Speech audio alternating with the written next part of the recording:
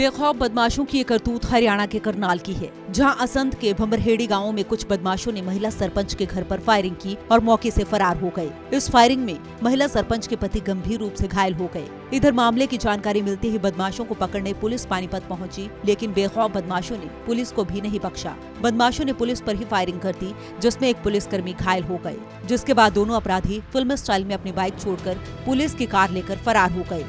Ready का मामला है, उसमें सुरेश और श्रावण ये दो आरोपी फरार चल रहे थे और इनके पीछे हमारी सीआईए असंध की टीम लगी हुई थी, जो पानीपत में हमारे मुलाजिम पर इसने फायर कर दिया।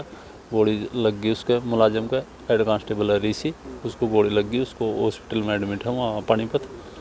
और फिर ये वहाँ से मोटरसाइकिल पे थे, ये मोटरसाइकिल तो गिरा दी इन्होंने और गाड़ी स्कॉर्पियो छीन के उसकी और भाग गए।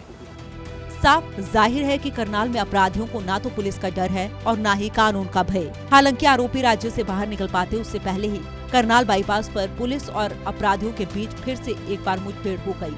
कार लेकर भाग रहे दोनों अपराधियों ने पुलिस पर फायरिंग कर दी।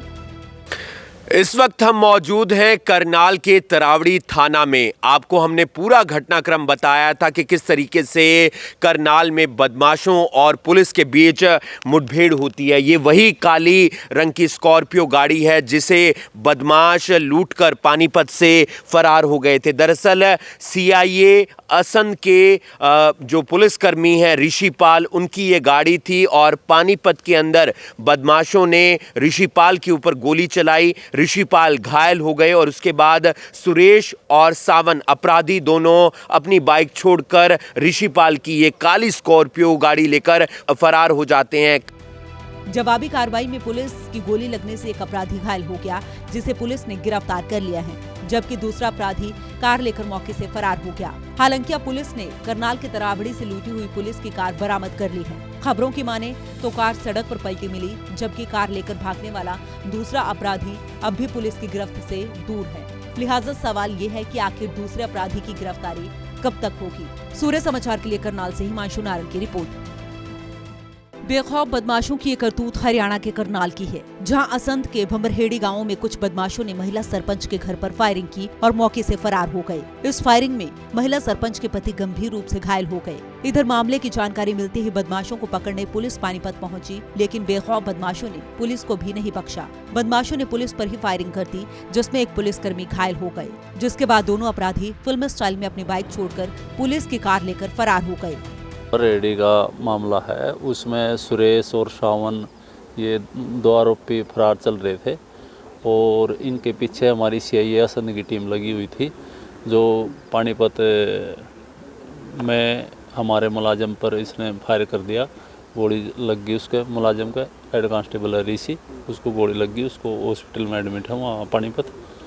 और फिर ये वहाँ से मोटरसाइकिल पे थे, ये मोटरसाइकिल तो गिरा दी इन्होंने और गाड़ी स्कॉर्पियो छीन के उसकी और भाग गए।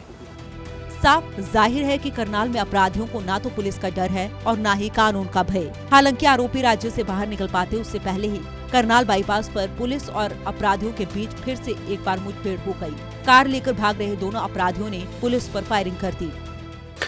इस वक्त हम मौजूद हैं करनाल के तरावड़ी थाना में। आपको हमने पूरा घटनाक्रम बताया था कि किस तरीके से करनाल में बदमाशों और पुलिस के बीच मुठभेड़ होती है। ये वही काली रंग की स्कॉर्पियो गाड़ी है जिसे बदमाश लूटकर पानीपत से फरार हो गए थे। दरअसल सीआईए असंध के जो पुलिसकर्मी हैं ऋषिपाल, उनकी ये गाड़ी थी और पानीपत के अंदर बदमाशों ने ऋषिपाल के ऊपर गोली चलाई। ऋषिपाल घायल हो गए और उसके बाद सुरेश और सावन अपराधी दोनों अपनी बाइक छोड़कर ऋषिपाल की ये काली स्कॉर्पियो गाड़ी लेकर फरार हो जाते हैं। जवाबी कार्रवाई में पुलिस की गोली लगने से एक अपराधी घायल हो गया, जिसे पुलिस ने गिरफ्तार कर लिया है, जबकि दूसरा अपराधी कार लेकर मौके से फरार हो गया। हालांकि अब पुलिस ने करनाल के तरावड़ी से लूटी हुई पुलिस की कार बरामद कर ली है। खबरों की माने तो कार सड़क पर पलटी मिली, जबकि कार लेकर भागने वाला दूसरा अपराधी अब भी पुलिस की गिरफ्त से दूर है। लिहाजा सवाल ये है कि आखिर दूसरे अपराधी की गिरफ्तारी कब तक होगी। सूर्य समाचार के लिए करनाल से हिमांशु नारंग की रिपोर्ट।